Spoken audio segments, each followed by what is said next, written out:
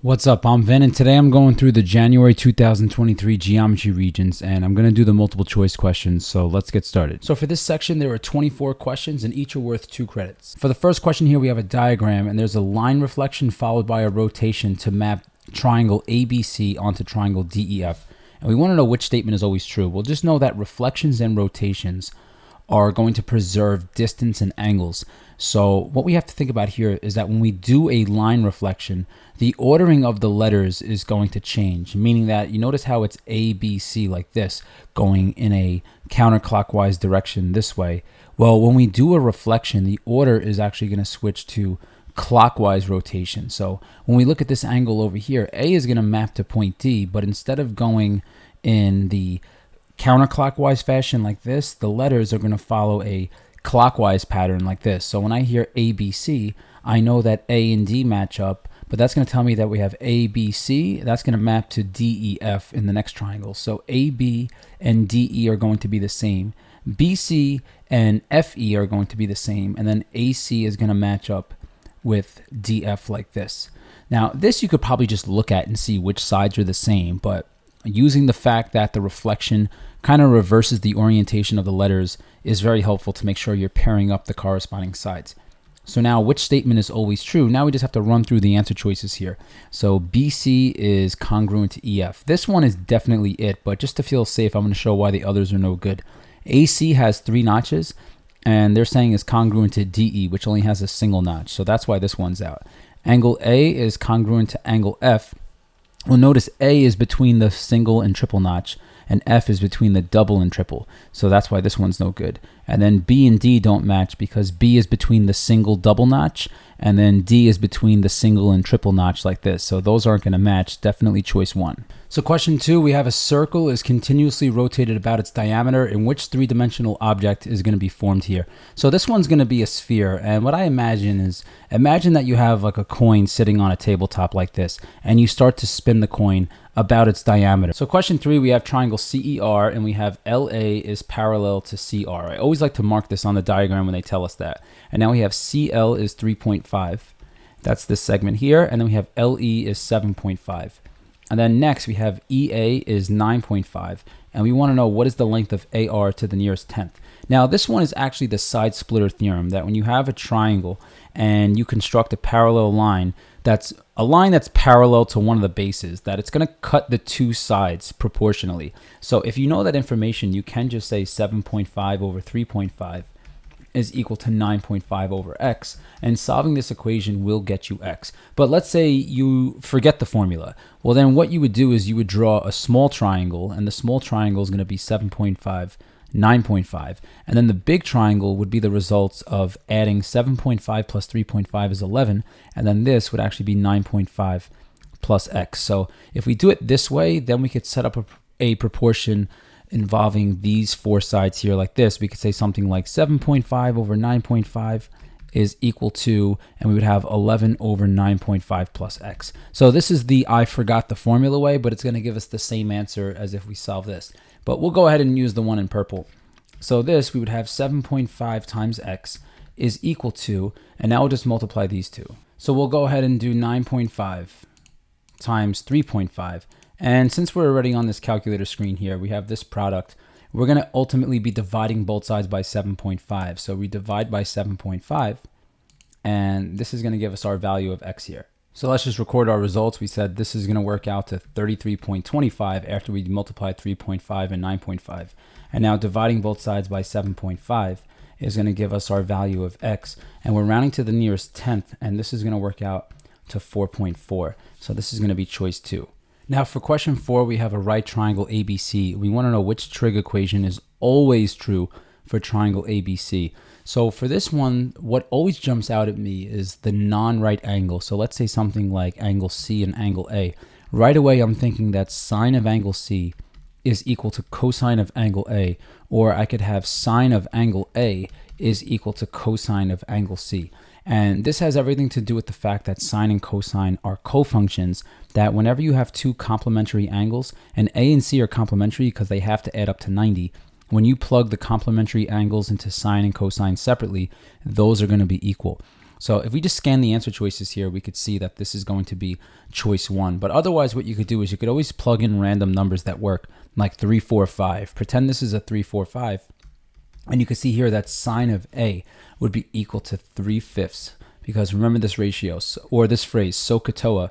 This helps us remember the ratios for sine, cosine, and tangent. Sine is the ratio of the side opposite the angle over the hypotenuse. So we'd have 3/5. And if we look here at cosine of C, now cosine, we're starting up at this angle. Adjacent to C is 3 over the hypotenuse is 5. So notice we get the same ratio for these.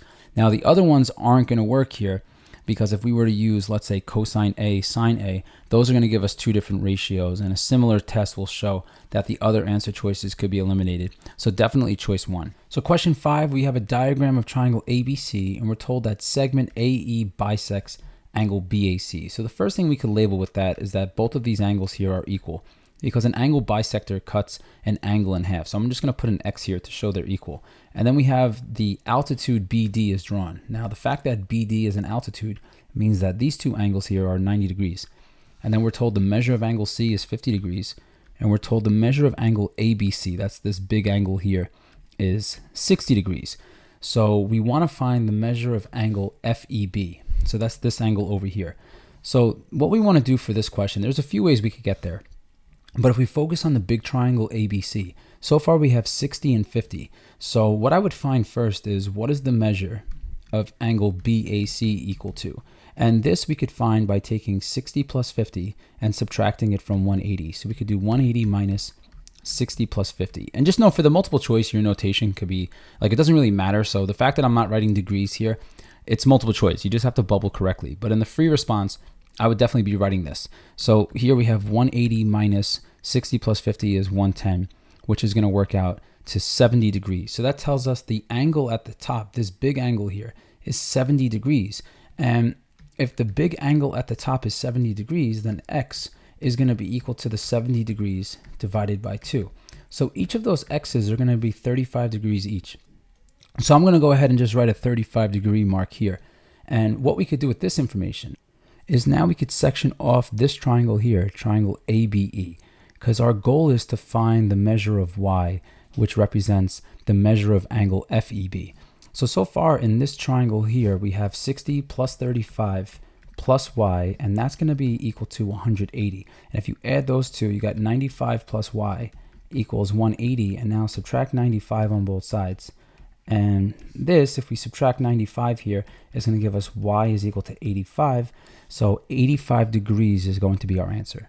So question 6, we have a jewelry company and they're making heart pendants, and each heart uses this much cubic inches of copper.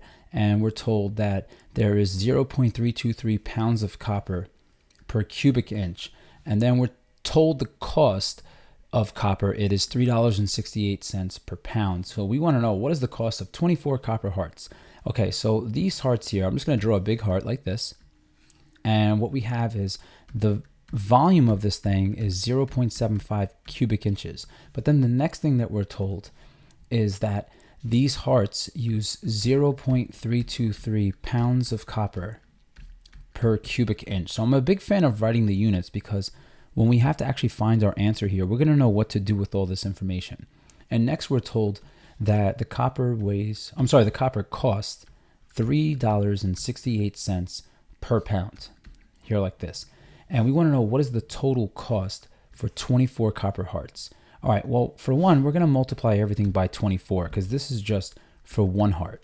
Okay, so one heart is this many cubic inches. So we have 24 hearts times 0.75 cubic inches, and that we're going to multiply by 0.323 pounds per cubic inch. Now I know that I'm multiplying here and not dividing, because you see here inches cubed over inches cubed cancels out. When you have matching units on top and bottom, they cancel. And now I'm going to multiply by 3.68 per pound like this, and notice that the pounds unit cancel like this, and the only unit that we're left with here is dollars, and that's what we want to find, is what is the total cost. So the rest is just multiplying all this in the calculator. So we're going to have 24 times, we have 0.75, and then we're going to multiply by 0.323, and then finally by 3.68. So we multiply all of this out here, and the total cost here is going to be $21.40. So we said to the nearest cent, this is $21.40, and this is going to match up with choice 2. For question 7, we need more trigonometry, so remember SOHCAHTOA. And for this one, if you know your Pythagorean triples, this is already reminding me of a 3, 4, 5. And the reason why this reminds me of a 3, 4, 5 is that notice if we want to get from 3 to 12, we have a scale factor, a k value of 4. So 3 times 4 is 12. 4 times 4 is 16. So the hypotenuse would be 5 times 4, which is 20. We could use Pythagorean theorem to get the hypotenuse, but I think using Pythagorean triples here is just way cooler. So next up now, we want to find cosine of n. And cosine of n, if we start at this angle down here, cosine is the ratio of the side adjacent to n, which in this case is going to be 12 over the hypotenuse, which is 20. So we're looking for 12 over 20, which is choice 1. Question 8 is once again similar triangles. Now just know that similar triangles makes up over 30% of the region. So if there's any single topic that you should be awesome at, that you should practice a lot, it is definitely similar triangles. So we have triangle ABC, DE is drawn, and we're told later that DE is parallel to BC, and which equation will always be true. Now I know that this is similar triangles here because they involved parallel lines. And one thing we know is that if we draw the triangle separate like this, so the small triangle would be ADE, and the big triangle would be the entire triangle, which is ABC. So I'm just going to draw this out. And I know these two triangles here are similar because, for one, they share a common angle at the top, A. And then let's say this angle here, we have parallel lines cut by a transversal.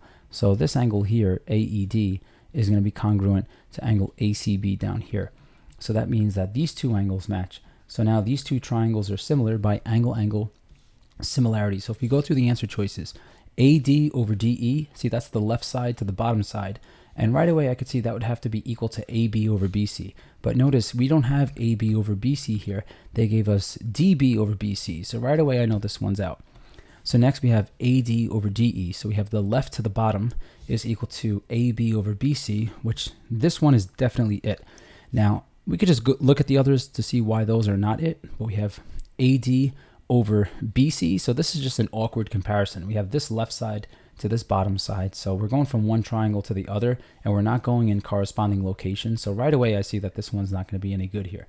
So, and notice we have DE over, we have DB in the other space. So DE over DB, like, yeah, this one's just is really confusing. We're zigzagging all over the place. We have AD over BC once again. So this left to this bottom is equal to DE, this bottom to this left. So we're not in corresponding order here. Definitely choice 2. So question 9, if you know your theorems about quadrilaterals, which polygon does not always have congruent diagonals? You'll know here right away that the rhombus is going to be the one that doesn't always have congruent diagonals. But if you're not sure, you could always draw this out to see which one, if you draw it to scale, does have congruent diagonals. So a square has a ton of symmetry here.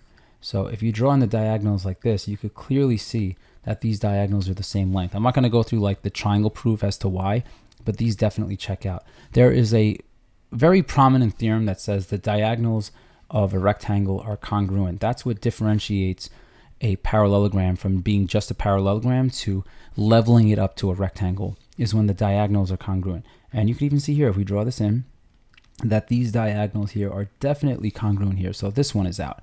And then the isosceles trapezoid is another one where the diagonals are going to be congruent. So if I draw an isosceles trapezoid, which just means here that we have a trapezoid where the slants are going to be the same length, you can see these diagonals here are also going to be the same length. So it's going to be the rhombus, but if you do your best, draw a rhombus that's, let's say, something like this, and you could see here that this would be the long diagonal, and across here would be the short diagonal. So definitely choice 3. So question 10, we're told the circumference of a lacrosse ball is 19.9 centimeters. So I'm just going to write circumference is 19.9 centimeters like this. We want to know what is the volume of this ball to the nearest cubic centimeter. So just know the volume of a ball or a sphere is 4/3 pi r cubed. So what we need to get from this is we need to know what is the radius of this ball when we're told the circumference. But just know in general the circumference we could say is pi times diameter, or we could say the circumference is, and I'm going to write that a little bit neater, is 2 pi r. So this will probably be the better formula because it has an r in it. So we don't actually have to like solve for the diameter and then divide by 2. So let's go ahead and use this one. So the circumference is 19.9, and I'm not going to write the units here because it's multiple choice, and even in the free response you don't have to write units. But we have 19.9 is equal to 2 pi r. So here, to solve for the radius, I'm just going to divide both sides by 2 pi like this. And now what we have is, we have an r value equal to this number. Now just know there's a very dangerous trap with this. When you type in the fraction, I would press alpha y equals enter and do 19.9 on top like this. And then on bottom we have 2 pi. So I'm going to press 2, second, and this up arrow here to get the pi button like this. The most common mistake I see though is that students do 19.9, and when they divide by 2 pi they do it like this. But notice the calculator is going to give you something different, and the reason for this is that you're doing 19.9 divided by 2 and then multiplying by pi. So if you are going to do this without writing your fraction like this, it's important to know that when you do divide, that you divide and put parentheses around your denominator so that the 2 pi is entirely contained in your denominator, and then this way you'll notice we get the same answer as before. But now this represents the r value, and we're plugging in r and raising it to the third to this equation here. So I could just do here, the parentheses in this case wouldn't matter, but we have 4/3 times pi, and then we're multiplying by our radius to the third power, and our radius was in the previous line, so I'm just going to go up to it and press enter, and now I'm going to hit the up arrow and raise it to the third. And now this to the nearest cubic centimeter is going to work out to 133. So our solution here is choice 2. Question 11, we want to know which polygon has a minimum rotation of 180 about its center to carry it onto itself. So if we look over at choice 1 here, watch what happens if I only spin this thing. I'm going to do my best to keep it the same size, but if I only spin it 90 degrees, notice that this is not carried onto itself. So I'm starting at the original and I only spin 90, that's not going to work. I have to spin this thing upside down 180 degrees for this thing to carry onto itself. So a rectangle has a minimum rotation of 180. So this is definitely choice 1. Now it's not choice 2 because a square you would only have to turn 90 degrees for it to map onto itself. So 2 is eliminated. Now choice 3 is no good because if we turn it 90 degrees, 180 degrees, it's not going to map onto itself. 270, we would actually have to spin this 360 degrees minimum to map it onto itself. And it's not going to be choice 4 because a regular pentagon, all sides and angles are equal. So if we take 360 and divide it by 5, notice in this case here, if we work this out, this is going to work out to 72. So we would have to spin a regular pentagon 72 degrees about its center for it to map onto itself. So question 12, we have circle O and we have secant BCD and we have a tangent that is 24 units long. And we're told the ratio of DC to CB is 4:5. So the first thing I would do here is just label this with a 4x and a 5x. And we want to know what is the length of CB. So for this one here, it helps to know the tangent secant theorem, which will tell us here that the whole segment BD times the exterior CD is equal to the length of the tangent squared. So we have AD squared like this. So now we've got BD, the entire segment here would be 5x plus 4x, which is going to be 9x. So that's the length of BD. And then CD is 4x. So we have 9x times 4x is equal to AD squared. So that's 24 squared. So now we multiply this out. We have 9 times 4 is 36. We have x times x is x squared. And this is equal to 24 squared. And our goal is to solve for x squared. So I could just type all this stuff in a calculator here. But if I want to do this without a calculator, I have x squared equals, and this I'm going to rewrite as 24 times 24 on top. And on bottom, 36 is 6 times 6. And if we do 24 divided by 6, that's 4. 24 divided by 6 is still 4. So now I have x squared equals 4 times 4, which is 16. So now when I take the square root of both sides, that tells me x is equal to 4. So we wanted the length of CB. Be very careful. If you do all this beautiful work and you choose choice 4, that's going to be a serious tragedy. So what you have to do is to find the length of CB. You're going to plug in here, CB was equal to 5 times x, and x was equal to 4. So we're going to get a solution of 20, choice 2. Now just know we do get a calculator for this test. We could have just done 24 squared like this in the calculator, press enter, and then after we divide both sides by 36, we'll see that x squared is equal to 16, which after we take the square root of 16, this is also going to give us an x value of 4, which would ultimately give us a value for CB equal to 20. So question 13 is slopes of perpendicular lines. So we have this equation for a line, and we have all lines perpendicular to this line must have a slope of. Well, just know that perpendicular lines, the slopes, so we have the slopes are opposite reciprocals. So that concept is important. The next thing we need to know here is that the line should be in the form y equals mx plus b so that we could easily identify the slope which is the m value, the coefficient of x. So I would take 3x minus 5y equals 8, and I would start solving this for y. So we could start this by subtracting 3x on both sides like this. And now 3x minus 3x cancels. We have minus 5y equals negative 3x plus 8. And now to solve for y, I would divide each piece by negative 5. So this tells us our line solved out is going to be y equals, after negative 5 over negative 5 cancels, and we have negative 3 over negative 5 is positive 3/5. We tack on the x, and then a positive 8 over negative 5 makes a minus 8 over 5 like this, but our slope is going to be 3/5. So we have a slope of 3/5. So when we're looking for the slope of the line perpendicular, and I'll indicate it with the perpendicular symbol, the slope is going to be the opposite reciprocal. Now reciprocal means flip, and opposite means change the sign. So if this is positive, our perpendicular slope is going to be negative. So we need a slope of negative 5/3, which matches choice 4. So question 14, we have to know the equation of a circle with center HK and radius R, and we also have to know how to complete the square. So here's our equation of a circle where we have a center of HK and a radius of R. So here, the first thing I would do if I want to try to get this equation into this form is I would get the x things together. So I would write x squared plus 2x, and then I'm going to leave a space. And then the y stuff, we have plus y squared minus 16y. I'm going to leave a space, and the plus 49 I'm going to subtract to the other side to make minus 49. And now completing the square, one of the biggest concepts you need to know for completing the square is you have to take the b term, divide it by 2, and square it. So here, what I'm thinking about is two things. For the x equation, or the x part of the equation, I'm taking the b value 2, I'm dividing it by 2, and I'm squaring it. And that's going to give us 1 squared, which is 1. So that's the mystery value I'm going to add to both sides like this. So I'm doing plus 1 on both sides. And for the y part of the equation here, our b value is a little bit more. So our b value, our coefficient of y, is negative 16. So if we take negative 16 and divide it by 2 and then square it, negative 8 squared is 64. So that's what I would add to both sides to balance this blue part out. So I have plus 64 like this. And now what happens is the stuff in red is going to factor to x plus 1 times x plus 1. And then we're going to have plus the stuff in blue is going to give us y minus 8 times y minus 8 after it factors. And this is equal to the last part here. If I do 64 plus 1, that's going to give us 65. And I could use a calculator, but I'll just go ahead and do this by hand. 65 minus 49 here, I would borrow, put this here, and this is going to work out to 16.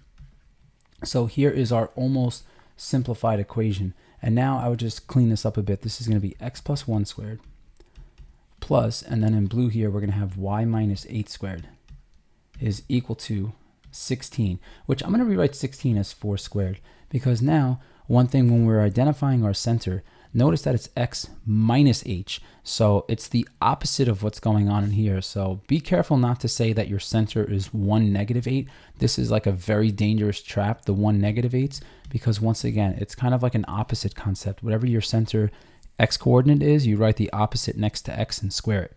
So here our center is going to be at the point negative 1, positive 8, because we're essentially flipping the plus 1 and the minus 8 like this. And then our r value is going to be equal to 4, because 16 is equal to 4 squared. The r in the equation is being squared. So now we have a center of negative 1, 8 and a radius of 4. This is definitely choice 2. Question 15 is more similar triangles. We have right triangle MDL, and we have the altitude DG is drawn to hypotenuse ML. So we have so far that this here is a right angle because this is an altitude, and this angle at the top here is also a right angle like this. And what we have next is MG is equal to 3. So this little space here, I'm going to write a 3, and GL is equal to 24. What is the length of DG? I'm just going to put an X here. So if you know your altitude rule, then you could say here that 3 over X, so 3 over X in this tiny triangle is equal to X over 24 in that medium triangle. And then this, if we work it out, would give us X squared equals 24 times 3 is going to give us 72. And then when we take the square root of both sides, this tells us x is equal to the square root of 72. And we're looking for dg. I just want to make sure that x actually represents our solution. We're looking for dg, which is just x. So this definitely matches with choice 4. Now, let's say you forget rules, and this is not going to be easy to remember. then my advice would be to draw the triangle separate. So take that tiny triangle here, triangle DMG, and draw it, but pretend you take it out and then you lay it flat like this, so that the long side is laying down like this and the short side is now sticking up. So this would be MGD like this. And now I'm going to redraw triangle DGL. So DGL is considerably bigger than the other triangle like this. And now if we fill in the sides, DG was X in both triangles. So this is X, and then DG here is also X. And then we had that MG was equal to 3, and in the medium-sized triangle, GL was equal to 24. So you see this ratio we set up on both sides? 3 over X is left to bottom is equal to left to bottom in the medium triangle. So drawing the triangle separate will help you if you forget this formula. But either way, you're going to get X equals square root 72, choice 4. So for question 16, we're told that segment AB is the perpendicular bisector of segment CD at point M. So CD is the one being bisected. So I'm going to draw CD. And if it's bisected at M, then M represents the midpoint.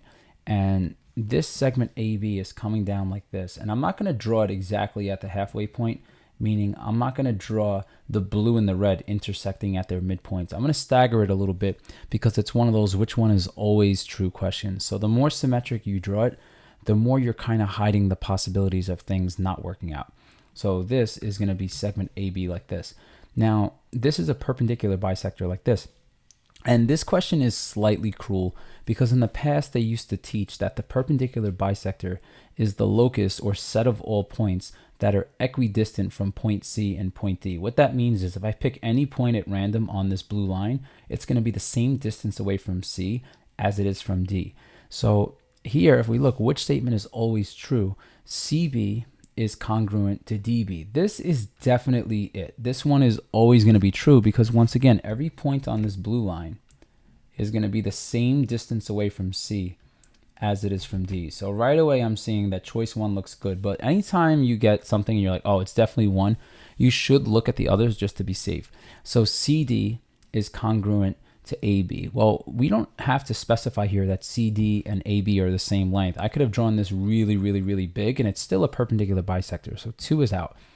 Triangle ACD, so that's this triangle up here. Remember what I said before? I drew it a little bit staggered. I didn't make them intersect at both midpoints. I made A a little bit shorter at the top, or I'm sorry, I made this intersection closer to A than it is to B down here. So now look at the triangles. So this triangle at the top, ACD, that I'm highlighting in this lighter blue here, is similar to triangle BCD over here that I'm highlighting in pink. Well, notice here that this is not necessarily going to be true here because once again, let's say I start pushing A closer and closer to this point. This triangle is essentially getting flattened out, and this one's going to be stretching out the other way like this. So these two are definitely not going to always be similar. And then we have ACM, that's this triangle over here that I'll just put a dot here. ACM is similar to BCM. Well, these angles here are definitely 90-degree angles. However, we can't assume here that these angles in this location over here, that this angle and this angle are necessarily going to be the same for the same reason. If I just start pushing A down like this, like imagine you just kind of take your hand and you just start pushing it this way. This angle is going to start to flatten and this angle is going to start to grow. So these two triangles are not necessarily similar. So choice 1 is looking good. Question 17, we have a diagram of circle O. AC and BC are chords and the measure of angle ACB is 70 degrees, which is already labeled. Next, we're told that OA is 9 units long. So this segment over here, this radius is 9 units. And we want to know the area of the shaded sector AOB. So we want to know what is this area here? Well, notice that C is on the circle. So this angle here is an inscribed angle. And an inscribed angle is half the measure of the arc that it intercepts. So this arc over here, from here to here, is going to be 140 degrees. So that means if this arc is 140 degrees, notice it's intercepted by this central angle AOB. This central angle over here is 140 degrees. So now we're ready to find the area of the sector. The area of the sector, I'll just abbreviate like this with a subscript S, is going to be pi times the radius squared. So we have pi times 9 squared. That's the area of the whole circle. However, we're only taking a fraction of the circle. We're taking 140 out of 360 of the circle because remember, the central angle here kind of tells us like what fraction of the entire circle we're taking. And the entire circle is made up of 360 degrees. So now this we could just type into the calculator. Now, one thing to point out here, the answers were all in terms of pi. So what I'm going to plug into the calculator is actually just the product of the numbers here. So we have 9 squared times 140 divided by 360. And there's a pi in every answer choice. So I'm actually not going to multiply this by pi. So this is going to be 31.5 times pi. So 31.5 times pi. This is going to match up with choice 4. So question 18, we have quadrilateral best. So I'm going to go ahead and draw a quadrilateral best like this. And what we have is the diagonals intersect at point D. So we're going to draw in the diagonals here, and they're intersecting over here at point D. And what we want to know is which statement would not, so that's the sneak attack here, which statement would not be sufficient to prove quadrilateral best is a parallelogram. All right, so this one here, we have BD is congruent to SD, and then we have ED is congruent to TD. Well, this tells us that these two diagonals bisect each other, because notice that they're broken into two congruent segments each diagonal. And if both diagonals bisect each other, that means that your quadrilateral is a parallelogram. So choice 1 is out. Next, what we have here that BE is congruent to ST. So I'm going to mark this off, and then we have ES is congruent to TB. And if both pairs of opposite sides of a quadrilateral are congruent, that means the quadrilateral is a parallelogram. So using that information here, that would tell us that choice 2 could also be eliminated. So now we have ES is congruent to TB and BE is parallel to TS. Now the reason why this one is not sufficient, and this is going to be the answer choice, is that in a parallelogram, what you could show is that one pair of sides are both parallel and congruent. But notice here we have one pair of sides is parallel and one pair of sides is congruent. And what this could be here, this could actually be an isosceles trapezoid that you see here. If we have BEST, notice in this situation, BE is parallel to TS, and then we have ES is congruent to BT. So this doesn't guarantee that we have a parallelogram. Notice we would have an isosceles trapezoid using these conditions in choice 3. And now 4 is going to work, because if ES is parallel and if ES is parallel to BT, so if we have this instead, these two are parallel, and then the other pair of opposite sides are parallel. If both pairs of opposite sides are parallel, that's another way to show something is a parallelogram. So 4 is out, definitely choice 3. So question 19, we have line T, and then line M is the image of line T after a dilation with scale factor 1/2 centered at the origin. We want to know the equation of line M. So for this one, we should know these few things.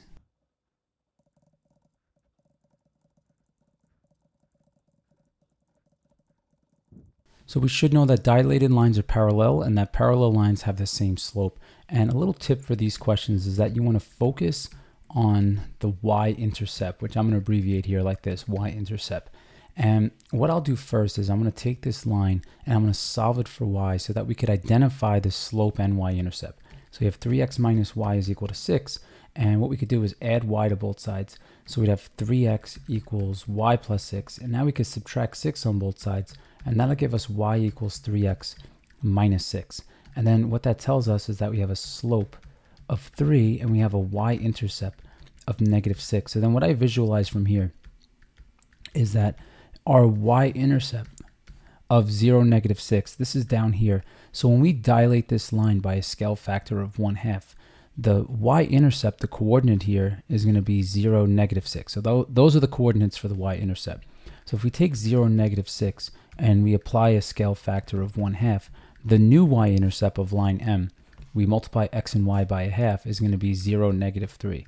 So now we have a y-intercept of -3, and the slope of parallel lines is the same. So our slope of our new line is going to be 3.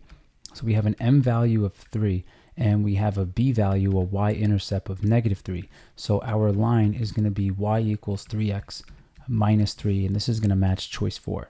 So question 20, we have a cylindrical pool. The diameter is 16 feet, the height is 4 feet, and the pool is filled 1/2 a foot below the top. And we want to know how much water does the pool contain to the nearest gallon. So it's very important we write our final answer in gallons.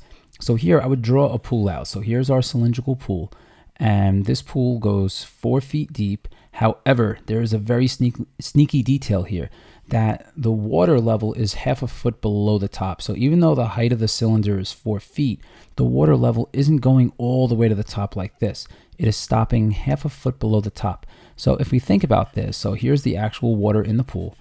If we think about what is the height of the water, well, think about the entire height here is going to be 4 feet, but this little space here, so that little section here is 0.5 feet. So if we subtract, that tells us the water level here is going to be a height of 3.5 feet.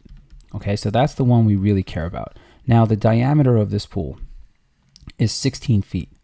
Now, the volume for a cylinder is in terms of the radius. So if the diameter is 16 feet, then the radius is going to be 8 feet.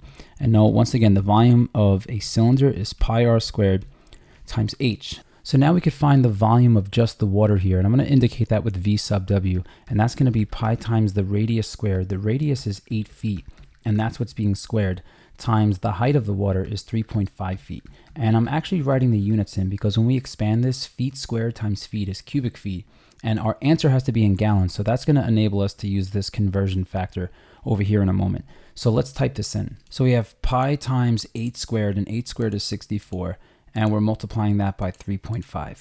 So here's our value here. We have 703 point this long decimal.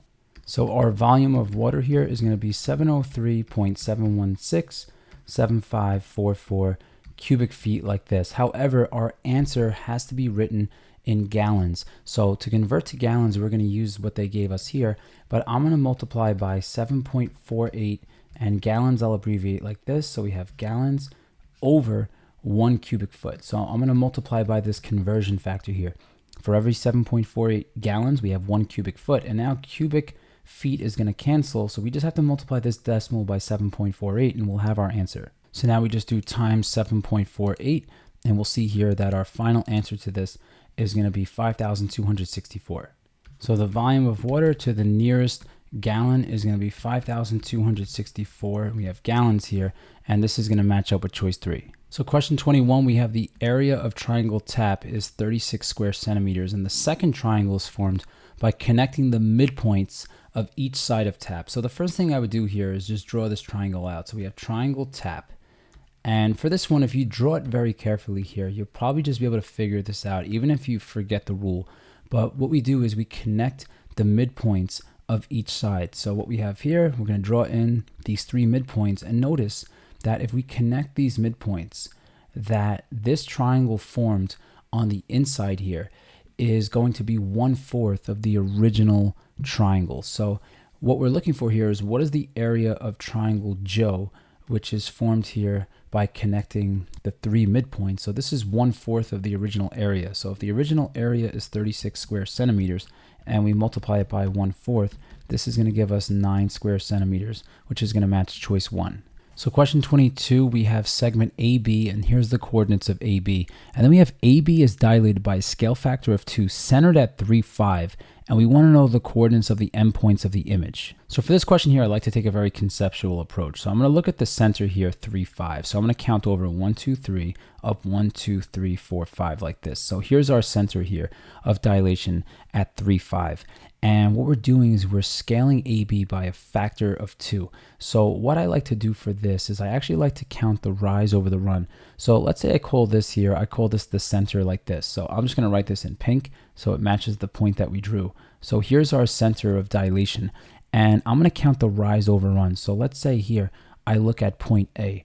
So I'm looking here at, let's say, segment CA like this. To get from C to A, I'm going to have to go down 1. So I'm going to go down 1, and then I'm going to go to the left 1, 2, 3, 4, 5, 6. So I'm going down 1 and I'm going to the left 6. So if I apply a scale factor of 2, so after a scale factor of 2, CA prime, I'm going to have to go, instead of down 1, I'm going to have to double it. I'm going to go down 2, and instead of going to the left 6, I'm going to go to the left 12. So starting from the center, now I'm going to go down 1, 2, and to the left 1, 2, 3, 4, 5, 6, 7, 8, 9, 10, 11, 12. So this is quite the hike, but this is going to get us to the point A prime. Now I repeat this process, but now I'm going to do this for CB. So to get from C to point B, I have to go down 1, 2, 3, and over 2. So I'm going down 3, and I'm going over 2. So after a scale factor of 2, to get from the center to B prime, I'm going to have to go double this. I'm going to have to go down 6, because I'm doing 2 times 3, and I'm going to go to the right 4 units. But this is from the center, so I'm going down 1, 2, 3, 4, 5, 6, and over 1, 2, 3, 4 like this. And this is going to bring me to point B prime. And now if I want to record the coordinates here, I'm going to the right 1, 2, 3, 4, 5, 6, 7, and down 1. So I'm at 7, -1. Whereas for A prime, this was a 10 by 10, so I'm going to the left 9 and up 3. So I'm at the point -9, 3.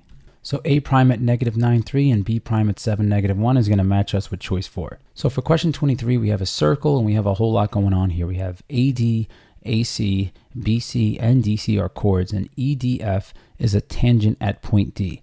And what we're told is AD is parallel to BC, which statement is always true. So for this one, I would write down as much stuff as I can. And anytime you have parallel chords, they intercept congruent arcs. So AB is going to be congruent to DC like this. So now I'm going to go through this and see which ones must be true, not could be true, which ones must be true. So for choice 1, we have ADE, that's this angle over here, is congruent to angle CAD. Now this one is not jumping out at me as true. Reason being is that this is kind of looking like it's trying to build alternate interior angles here. Notice this almost Z shape, but we can't assume here that AC is going to be parallel to this line. So that tells me right away that 1 is not looking like a good candidate. Now the next one here is that CDF, so that's this angle here. So angle CDF over here is going to be congruent to angle ACB over here. But remember what we said before, parallel lines intercept congruent arcs. So notice that this angle here, this inscribed angle, intercepts arc AB. So whatever this is, let's say I call this 2x. This angle over here is going to be half of that is going to be x. So I could label this pink arc over here 2x as well. And anytime you connect a chord to a tangent like this angle here that's created is going to be half the measure of the arc intercepted. So this angle over here I could also call x. So that would always be true here, that angle CDF is going to be congruent to angle ACB. So for the final multiple choice question here, question 24, we have a diagram of ABC. D and E are midpoints, so right away I'm going to label these as midpoints. So I'm going to mark these 2 segments as congruent, and I'm going to mark these 2 segments over here as congruent. And then we're told here, or we're asked, which methods could be used to prove that these 2 triangles are similar. Well, one thing we should know here is that when you connect 2 midpoints, you form what's called a midsegment, and the midsegment is going to be parallel to the other side like this, and it's going to be half as long. So let's say this side over here, I just call this something like 2x. Then this side over here, I could call x. And by that same reasoning, let's say I call this entire side here something like 2y, then each of these segments I could call y. And then over here, I'm going to call this entire segment here 2 times z. Then each of those segments are going to be equal to z. So now they're asking us to focus on triangle ABC. That's the big triangle like this. And the big triangle ABC, if I now label all the sides, this is 2y, 2x, and 2z. And I'm comparing it to the little triangle here, ADE. So ADE over here, the side lengths we could call y, z, and x. So which method could be used to prove these 2 triangles are similar? Well, for one, they share an angle up here. And because these 2 lines are parallel, these lines like this, these slant lines act as transversals, which would tell us that this angle here and this angle here are going to be the same. And I'll put a double notch since we have a single notch up here. So this angle over here is going to be the same as this angle. So we do have angle-angle similarity. Now notice these 2 triangles have side-side-side similarity, that they're just simply scaled to get from one to the next. We have a scale factor of 2. So these would have SSS similarity as well. And also what we have is we have side angle side similarity here, that the ratio of these 2 sides, like let's say I compare 2y over 2z, that's going to be equal to y over z, which is the same ratio as the smaller triangle. And notice the angle between them is congruent like this. So we also have SAS similarity. So 1, 2, and 3 would be sufficient to prove these 2 triangles similar. So definitely choice 4.